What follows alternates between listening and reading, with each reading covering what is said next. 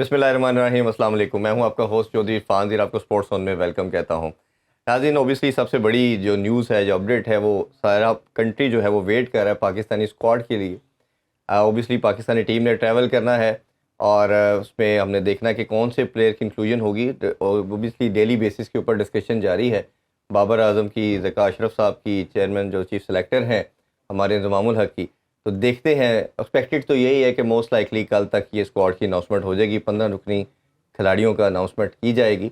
इस पे हम डिटेल में डिस्कशन करते हैं। डिस्कशन के लिए मेरे साथ मौजूद है स्टूडियो में ज़ाहर बाजवा साहब। अस्सलाम वालेकुम जी। वालेकुम, क्या कैसे हैं आप? ठीक ठाक हैं? ठीक ठाक। इरफान, आप कैसे हैं? जी अल्हम्दुलिल्लाह जी, सब ठीक ठाक है जी। ज़ाहर, हमने तमाम अपडेट देखी। ओबियसली सबसे जो इस टाइम देखना चाहिए, आई बॉल जो है वो वर्ल्ड कप के लिए हैं और तमाम दुनिया इसको देखना चाहिए, प्रिपरेशन के लिहाज से, एक्साइटमेंट के लिहाज से। और 4 साल के बाद हम सब जानते हैं इवेंट होता है। आप कितने एक्साइटेड है इसको लेकर? लेकिन बहुत ज़्यादा एक्साइटेड है। हालांकि बीच में 2 मिनी वर्ल्ड कप्स तो हुए हैं। एक दुबई में T20 का वर्ल्ड कप हुआ, ऑस्ट्रेलिया में T20 का वर्ल्ड कप हुआ, और टेस्ट चैंपियनशिप के भी 2 साइकिल्स हुए हैं हाँ। बीच में।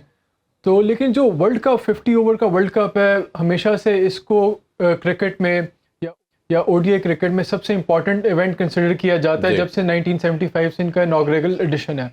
और it is the most looked forward to international tournament in cricket. तो एवरीवन इज़ हर कोई अपनी टीम्स की प्रिपरेशंस भी कर रहे हैं, फैंस भी बड़ा ज़्यादा लुक फॉरवर्ड कर रहे हैं। तो I am also very excited, let's see how Pakistan performs in this tournament. या एग्जैक्टली। और मेरा ख्याल है कि जो एक ब्रॉडकास्टर का इंटरेस्ट, सबसे बड़े स्टेक होल्डर मैं हमेशा मानता हूँ कि स्पेक्टेटर्स होते हैं, उनका इंटरेस्ट सबसे ज़्यादा है। और ओबियसली जब एशिया के किसी भी कंट्री के अंदर होता है तो मेरा ख्याल है उसकी एक्साइटमेंट का लेवल बढ़ जाता है। और हमारी जो बेल्ट है सब कॉन्टिनेंट की, पाकिस्तान, इंडिया, इधर तो रिलीजन के तौर पे फॉलो किया जाता है क्रिकेट को, और भारत में तो शायद हमारे से भी ज़्यादा फ़ैन फॉलोइंग है।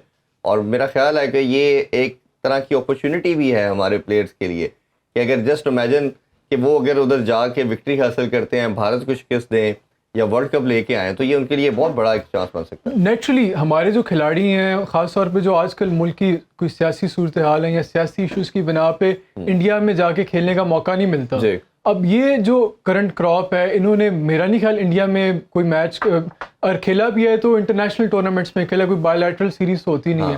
तो और जितना हमारे शायकीन जो हैं क्रिकेट को, इंडियन क्रिकेटर्स को आई एम श्योर पसंद करते हैं, उस तरह वहाँ के जो शायकीन है वो भी हमारे खिलाड़ियों के लिए एक रिस्पेक्ट है। जिस तरह बाबर के इंडिया में काफ़ी फैंस हैं, शाहीन के काफ़ी फैंस हैं, मोहम्मद आमिर के काफ़ी फैंस रहे हैं, और जितने भी खिलाड़ी रहे हैं, तो जो हमारे खिलाड़ी जब इंडिया खेलने जाते हैं उन्हें वहाँ से भी जो फैंस उनको अप्रिशिएट करते हैं। तो ये इनके लिए एक बड़ी गोल्डन अपॉर्चुनिटी है कि इंडिया में जाके खेलें।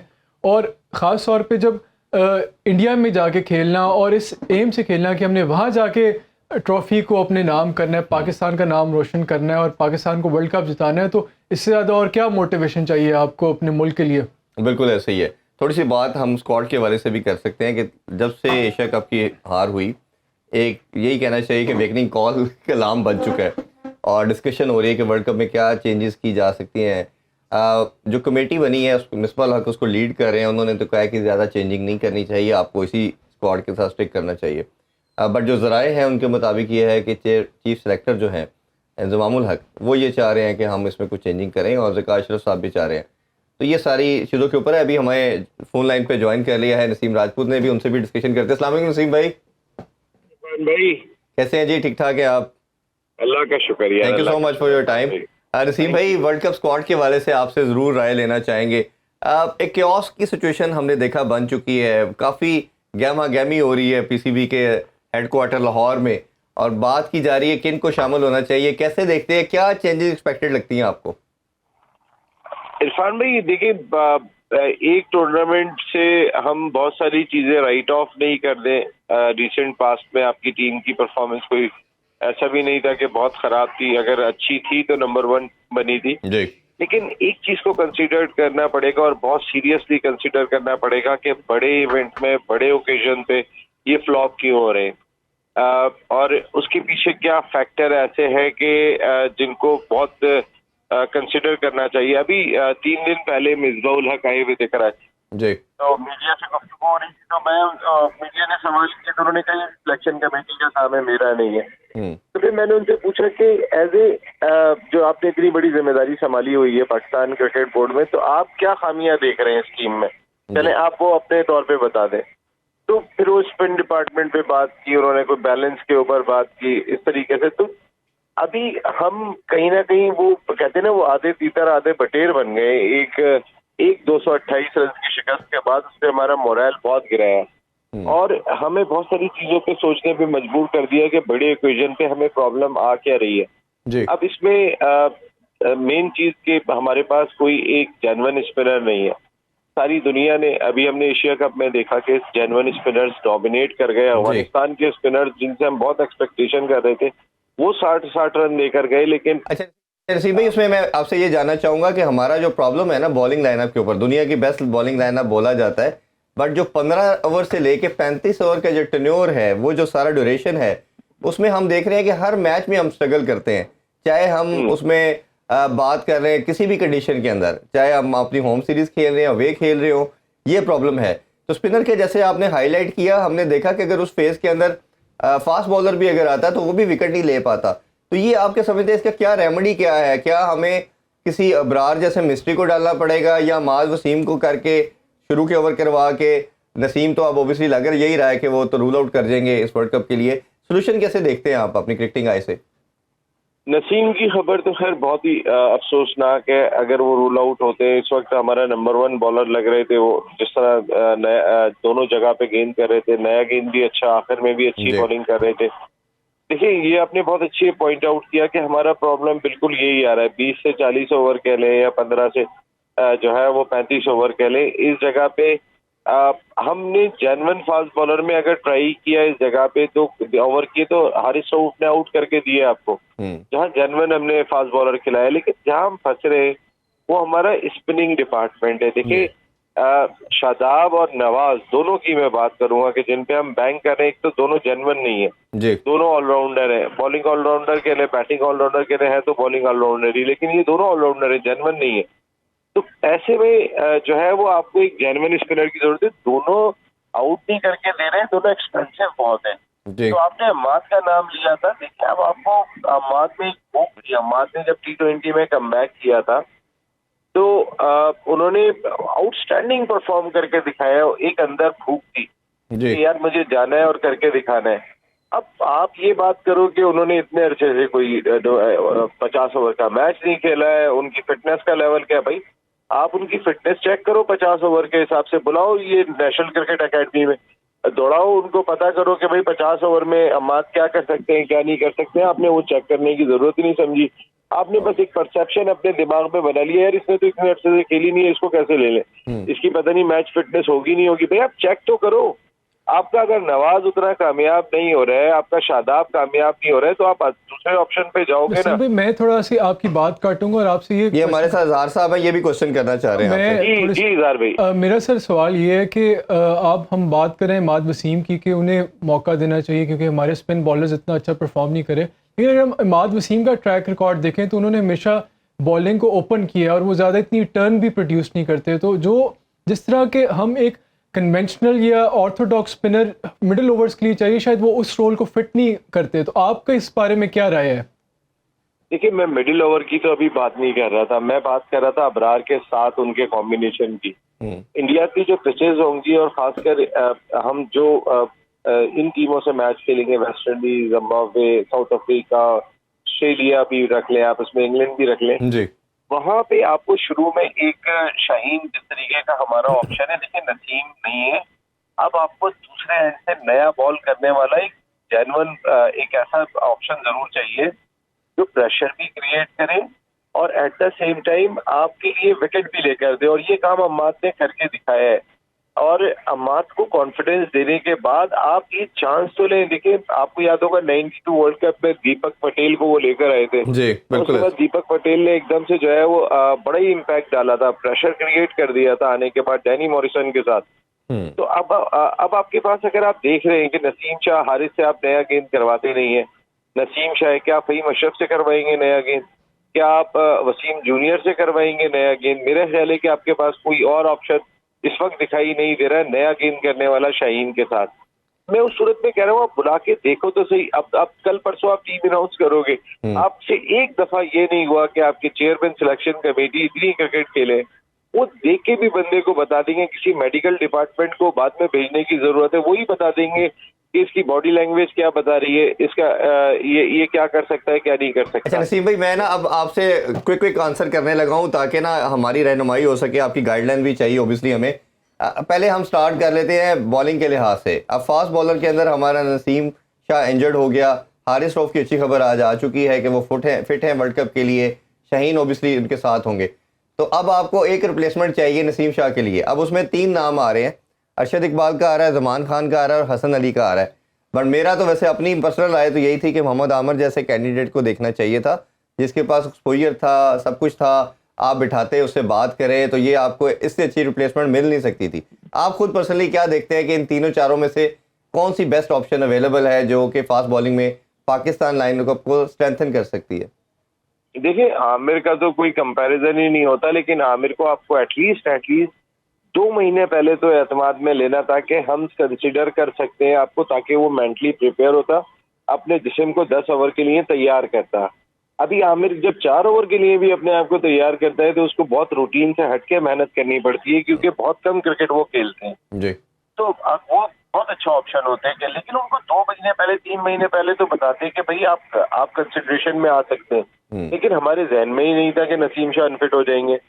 हमें ये जहन में रखना था, जितनी हम क्रिकेट अपने बॉलर्स को खेलने की इजाजत दे रहे थे, ये बात दिमाग में रखनी थी। आप देखें ना, आपके तीनों बॉलर्स, अगर आप एशिया कप तक पहुंचते पहुंचते तीनों जो लग रहे थे कि बहुत क्रिकेट खेल के आ गए, और ये इस वक्त जो है ना वो कहते हैं ना कि बर्न आउट हुए हुए बिल्कुल गेम के लिहाज से नजर आ रहा था। शाहीन के पेस आहिस्ता आहिस्ता कमी हो रहा था, हारिस रऊफ का एनर्जी लेवल में हमने कमी देख रहे थे। जो स्टार्ट उन्होंने लिया था, उन्होंने आउट सबसे ज्यादा करके दिए।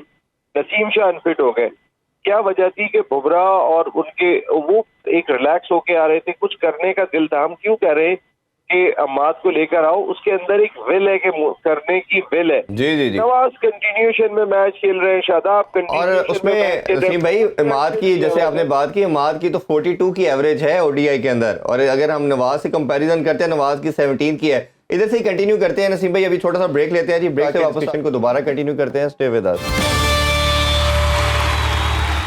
Welcome back in sports on. हम बात कर रहे थे पाकिस्तान टीम के स्क्वाड के हवाले से। अच्छा नसीम भाई, आपसे अब मैं कुछ स्पिन डिपार्टमेंट के हवाले से बात करना चाहूँगा। अभी जो हमारा एशिया कप में था वो 17 का स्क्वाड था, उसमें ओबियसली नवाज थे, शादाब थे और उसामा थे। अब आप कैसे देखते हैं कि इन तीनों में से कौन सा जा सकता है? और अभी जो हमें मीडिया से ज़राए से पता चल रहा है, अबरार अंडर डिस्कशन है, इमाद की भी बात हुई है, बट मोस्ट लाइकली हमें लगता है कि शायद 2 स्पिनर ही जा पाएंगे। तो आपकी नज़र में कौन से 2 स्पिनर ऐसे हैं जिन पे टीम रिलाई करेगी, बैंक करके उनको भेजेगी? देखिए, अगर आप ये थोड़ी स्पिनिंग कंडीशन होंगी वहाँ पे, उनका यूटिलाइजेशन आपको करना पड़ेगा। अगर आपके साथ जो है वो दिखाई देता है, आपको यहाँ पर शादाब खान दिखाई देता है, अम्माद वसीम दिखाई देता है और अबरार, मैं एटलीस्ट ये तो आपके स्पिनर्स होंगे, क्योंकि आप लेफ्ट आर्म स्पिन का ऑप्शन भी नहीं छोड़ सकते। अब मेरी नज़र में अम्माद होंगे, लेकिन शायद नवाज का ही कुर्रा निकल रहा होगा। इसमें आपने एक जेन्युइन स्पिनर रखा है, 2 आपके ऑलराउंडर्स हैं, ताकि आप अपनी बैटिंग को डेप्थ देने के लिए उनमें से जिसकी जरूरत पड़ेगी उसको यूटिलाइज करेंगे। और ऑलराउंडर में मेरा ख्याल है, मैं एक्सपेक्ट कर रहा हूँ शायद फहीम अशरफ शायद जगह ना बना सकें। वसीम जूनियर, जमान खान और उनके साथ ये 2 फास्ट बॉलर होंगे, हारिस सुहेल और शाहीन शाह अफरीदी। बैटिंग डिपार्टमेंट में सऊद शकील तो ज़ाहिर वो टीम के अंदर आई गए थे, वो हिस्सा होंगे, और बाकी आगा सलमान, इफ्तिखार और जो इनके पास लॉट है, फखर का अच्छा तैयब ताहिर। और मैं फखर के हवाले से पूछना चाह रहा था, ओबियसली जो तैयब ताहिर थे वो रिजर्व थे, 17 का स्क्वाड चाहिए था आपको लगता है कि तैयब ताहिर को यूज़ ना करना ज्यादती थी, उसको कोई अपॉर्चुनिटी किसी मैच में दे के आप चेक कर सकते थे? और दूसरा फखर का मैं आपसे सेपरेट पूछता हूँ। फिर देखिए, तैयब ताहिर ने बड़ा पोटेंशियल शो किया है, उसने उसकी टेक्निक चाहे कैसी भी हो, जो मॉडर्न डे क्रिकेट में रिक्वायरमेंट है कि आप दिल से और दिमाग से तगड़े हो, वो नजर आया। वो जब क्रीज पे खड़ा होता है तो वो बॉलर पे प्रेशर डालने की कोशिश करता है, उसका प्रेशर लेता नहीं है। जी, जो इस वक्त हमने अपने खिलाड़ियों में महसूस किया कि प्रेशर लेना शुरू हो गए थे। इमर्जिंग एशिया कप का फाइनल हमारे सामने एग्जांपल है नसीम भाई, बड़ी शानदार इनिंग्स खेल के उन्होंने इस फाइनल जितवाया। हाँ, तो मैं आपको कह रहा हूँ ना कि वो तो बहुत ही अच्छा जो है ना अपना ऑप्शन था, लेकिन शायद वो इनकी कंसिडरेशन में नहीं है यार। असल में हम बात करते हैं ना, मुझे तो ऐसा लगता है कि वो जो जितनी खबरें ड्रेसिंग रूम की आई थी वो भी नूरा कुश्ती थी कि वो लड़कों पे बात हो रही थी कि ये 3-4 लड़के मिलके टीम बनाते हैं, तो उन्होंने कहा चलो कुछ ऐसी चीज क्रिएट हो जाए कि माहौल लगे, क्योंकि बहुत अच्छा लगा मुझे। और इनका एका बहुत जरूरी है। ये इन्होंने जो अगर टीम बनाई हो या नहीं बनाई हो या जो भी किया हो, लेकिन इस वक्त इनकी यूनिटी बहुत जरूरी है। देखिए ना, अब आपके पास आपकी टीम को अगर हम एशिया कप में बेहतर मार्क कर रहे थे इंडिया से ज्यादा, तो उस यूनिटी के पीछे के सब बाबर को बैक कर रहे हैं, ऐसा ही है। सब साथ खड़े हुए, और इंशाल्लाह ये टीम जो है ना वो सिर्फ अपनी यूनिटी की वजह से, एक दूसरे को बैक करने की वजह से अच्छा परफॉर्म करेगी। जितनी खबरें हमारी ड्रेसिंग रूम से आई इतनी तो किसी से भी नहीं आई। ऐसा ही है। जिस तरीके की सूरत हाल बनी, अब एक हारने के बाद, कैसे हारने के बाद जो गलतियां थी, कुछ थोड़े ओवर कॉन्फिडेंट थे, तो मैं ये समझता हूँ कि फखर ओपनर जाएंगे। ये भी अभी आप सवाल करने वाले थे। हाँ बिल्कुल। लेकिन फखर शायद 3 ओपनर ने तो जाना है, तो यही 3 ओपनर होंगे आपके। हो सकता है वो पहले मैच के स्टार्टर ना हो, जी लेकिन मैं वही नसीम भाई आपसे सवाल करना चाह रहा था, क्योंकि फ़खर एक ऐसा प्लेयर है हु डिवाइड्स दी ओपिनियन। कुछ लोग कहते हैं कि बहुत ही इनकन्सिस्टेंट है और बहुत ही पुअर रन ऑफ फॉर्म से गुजरा है, जबकि कुछ लोग कहते हैं कि he is a match winner और उसके अंदर कहीं ना कोई एक इनिंग ऐसी मौजूद होती है जिससे वो टोटली अगली टीम को डिस्ट्रॉय कर देते हैं और मैच अपनी टीम के लिए जीतता है। तो आपके ख्याल में जो उनकी करंट फॉर्म है, अभी उन्हें चांस देना चाहिए, या फिर अब्दुल्ला शफीक जो कि कंसिस्टेंटली अच्छा परफॉर्म करें, टेस्ट क्रिकेट में भी अच्छा उन्होंने परफॉर्म किया, आखिरी ओडीआई जो था श्रीलंका के खिलाफ उसके में उन्होंने अच्छा परफॉर्म किया, तो अमाद को कंपनी करने के लिए ओपनिंग में आपका नहीं ख्याल कि इसको अब्दुल्ला शफीक को हमें चांस देना चाहिए टीम को? देखिए, मैंने आपको क्या कहा कि अगर फखर होगा तो सेकंड चॉइस होगा, अब फर्स्ट चॉइस नहीं होगा। अब अब्दुल्ला शफीक होंगे और इमामी होंगे। देखिए, अगर आप फखर को रखना चाहते हैं, मैं फखर को अगर मुझसे आप पर्सनली पूछेंगे तो फखर ऑन अ डे कुछ भी कर सकता है जो दूसरा नहीं कर सकता, कोई एक भी नहीं कर सकता आपका जो फखर कर सकता है। फखर का ये लेवल तो है। अब 10 मैचों में परफॉर्मेंस खराब होने के बाद ना हर आदमी सोचने पे मजबूर हो जाता है, इसीलिए मुझको शायद 5 मैचों के बाद तो कोई भी नहीं सोच रहा था कि ये हमारा सेकंड चॉइस होगा। फर्स्ट चॉइस ही था। 6 के बाद लोगों ने सोचना शुरू किया, 7 के बाद और प्रॉब्लम हो गई। अगर आप फखर को नहीं रखते हैं मिसाल के तौर पे, तो आपको रिजवान को तैयार करना पड़ेगा कि आप नए बॉल से खेलते रहें, जरूरत पड़ने पे आप तीसरे ओपनर अब आप हैं। जी इससे आपको फायदा क्या हो रहा है, आपको अपनी मिडिल ऑर्डर बढ़ाने का मौका मिल रहा है। ये 2 आपके ओपनर हो गए, आपके रिजवान जो है वो जरूरत पड़ने पे ऊपर जाएंगे, बाबर 3 पे खेलेंगे, सऊद 4 पे आ जाते हैं, 5 पे आपके इफ्तिखार आ जाते हैं, देन आपकी जो सीक्वेंस है वो चल जाएगी। लेकिन ये बहुत ही मुश्किल फैसला होगा, ये इतना आसान फैसला नहीं होगा। इस फैसले को करने के लिए बड़ी जरूरत चाहिए होगी, बड़े दिल गुर्दे चाहिए होंगे। देखिए, सख्त फैसले तो करना पड़ेंगे।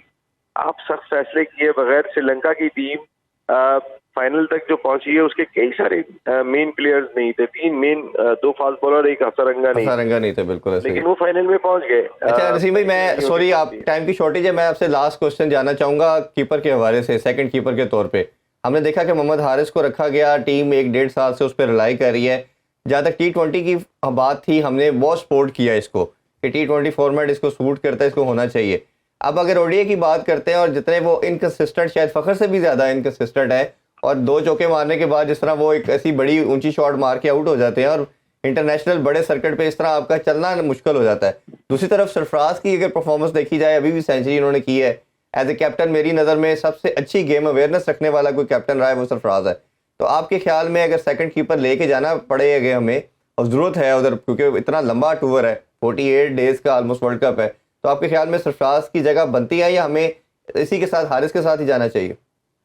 ये सवाल जो है ना, यकीन माने आपने सबने सारा जवाब दे दिया इसी सवाल में। सरफराज 10 हवालों से इम्पोर्टेंट है जी। और मैं आपको एक बात बता दूं, अगर बाबर समझदार है ना, तो 10 हवालों से बाबर के लिए भी बहुत इम्पोर्टेंट है इस वक्त सरफराज। जी। क्योंकि टीम को सरफराज की, मैं आपको एक बात बताऊं, मैं बहुत उसका क्लोज टाइम गुजरा है। सरफराज ना किसी का बुरा नहीं चाहते, ऐसे ही वो एक अपनी दुनिया में रहने वाले आदमी हैं। उनको ये नहीं होता कि वो अपनी मेहनत जारी रखता है, बाकी वो बड़ा अल्लाह पे ईमान है कि जब मेरी बारी आएगी मैं खेल जाऊंगा। बिल्कुल ऐसे ही। तो वो किसी के लिए नुकसानदेह नहीं हो सकता। अगर कोई ये समझता भी हो ना कि सरफराज आ जाएगा तो मेरी जगह कोई खतरे में पड़ सकती है या कोई प्रॉब्लम, तो मेरे ख्याल में ये शायद रिजवान भी नहीं सोच रहा होगा। आज एक बात मैं आपको बताऊं, सरफराज की ये नेचर है, लेकिन सरफराज क्यों सिस्टम में नहीं आ पाते हैं? क्योंकि सरफराज एक थ्रेट बनते हैं रिजवान के लिए टेस्ट और ओडीआई क्रिकेट में। बिल्कुल तो वो ठीक। थ्रेट ना किसी को भी पसंद नहीं होती। वो शायद जब सरफराज के पास अथॉरिटी थी उनको भी पसंद नहीं थी कि कोई थ्रेट होनी चाहिए। एक नेचुरल फिनोमिना है शख्सियत का जी कि मेरी जगह तो जा सकती है, तो उसकी वो एहतियात कर रहा होता है। हो सकता है ऐसा सरफराज ने भी किया हो, ये एक नेचुरल है। लेकिन सरफराज देखिए, आपको लास्ट वर्ल्ड T20 याद होगा इरफान भाई, जी Mahendra Singh Dhoni as a mentor आए थे उन जी, ऐसे खिलाड़ियों ही। के साथ कि जिनके साथ खेले थे, जिनके साथ सरफराज इन खिलाड़ियों के साथ खेले। बहुत सारे खिलाड़ियों के बनने में सरफराज का रोल है। ये सारे उन्हीं के हाथ से निकले हैं, जितने लड़के 8-9 खेल रहे हैं टीम के अंदर, सब उन्होंने बनाए हैं। हाँ, तो अगर टीम के अंदर खुदा ना खास्ता अल्लाह ना करे ये जो इन्फॉर्मेशन है कि इस तरीके की सूरत हाल चल रही है, तो सरफराज की मौजूदगी एज ए प्लेयर नहीं, as a dressing room member भी टीम को फायदा पहुंचाएगी। जी बहुत शुक्रिया नसीब साहब आपके टाइम का। इंशाल्लाह फ्यूचर में आपको दोबारा ज़हमत देंगे। ज़ार साहब आपका बहुत शुक्रिया। इंशाल्लाह आपसे मुलाकात होती है नेक्स्ट वीक। अपना बहुत ख्याल रखिए। अल्लाह हाफिज़। पाकिस्तान जिंदाबाद।